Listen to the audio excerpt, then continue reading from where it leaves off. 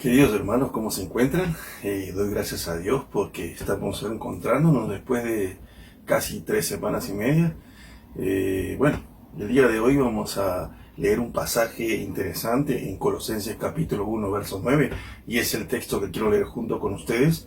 En Colosenses capítulo 1, versículo 9, dice: por lo cual también nosotros, dice Pablo, desde el día que lo oímos, no cesamos de orar por vosotros o por ustedes y de pedir a Dios que seáis llenos del conocimiento de su voluntad en toda sabiduría y entendimiento espiritual. Esto es interesante.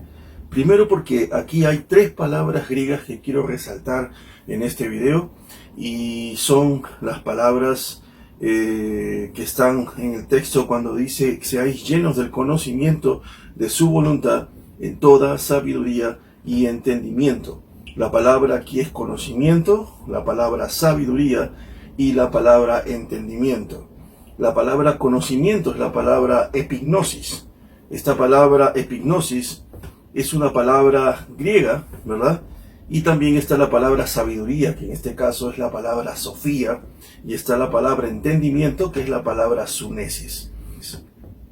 Estas 3 palabras son interesantísimas.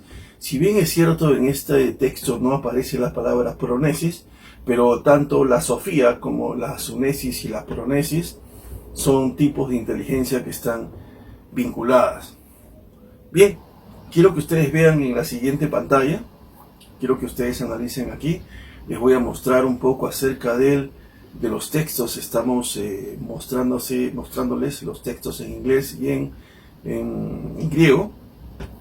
Bueno, en realidad no voy a leer los textos en inglés. Yo prefiero hacer un análisis de esta manera porque para mí, en mi experiencia, el inglés es muchas veces más cercano al texto original. Esta es la razón por la que prefiero hacer el análisis en inglés.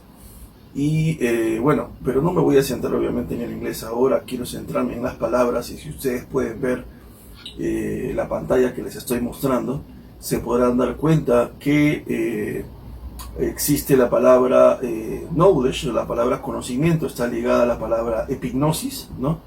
Luego está ahí la palabra wisdom, es la palabra sabiduría, pero en griego es la palabra sofía. Y luego vamos a ver el understanding, que prácticamente es la palabra sunesis, ¿no? Se las voy a señalar, les voy a ir mostrando. Prácticamente estas palabras tienen cada una numeración. Y quiero explicarles ahora, ahora que hemos vuelto aquí, quiero explicarles un poquito de una manera simple y sencilla lo que significan estas 3 palabras. ¿Por qué Pablo está diciendo en este video que espera que seamos llenos de conocimiento de su voluntad? Dice, y de pedir a Dios que seáis llenos del conocimiento de su voluntad. O sea, de este conocimiento de la voluntad de Dios. Y aquí está hablando de una palabra epignosis. Esta palabra epignosis es súper profunda. Está relacionada con la palabra gnosis.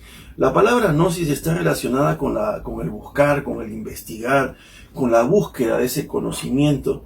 Especialmente en el Nuevo Testamento está ligado con lo que es la búsqueda de ese conocimiento o esa sabiduría espiritual. Ahora, a diferencia, este texto obviamente no está hablando de gnosis, sino de epignosis.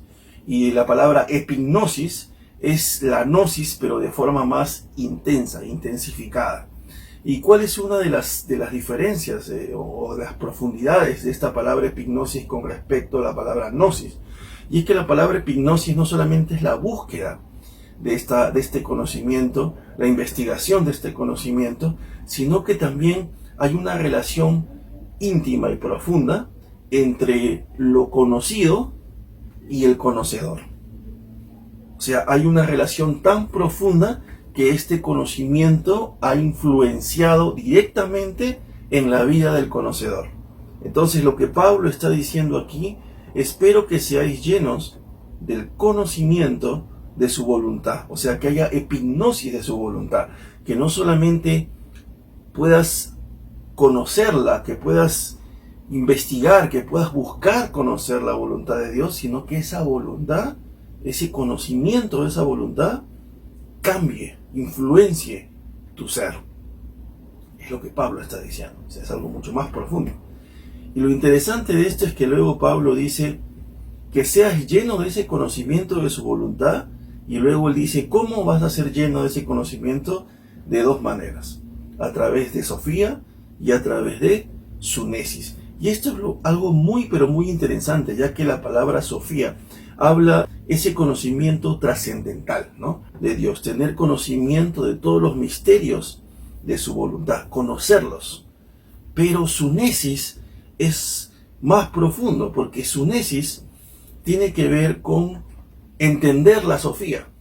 O sea que prácticamente la Sofía sin sunesis es nada. Por eso que hay una relación interesante.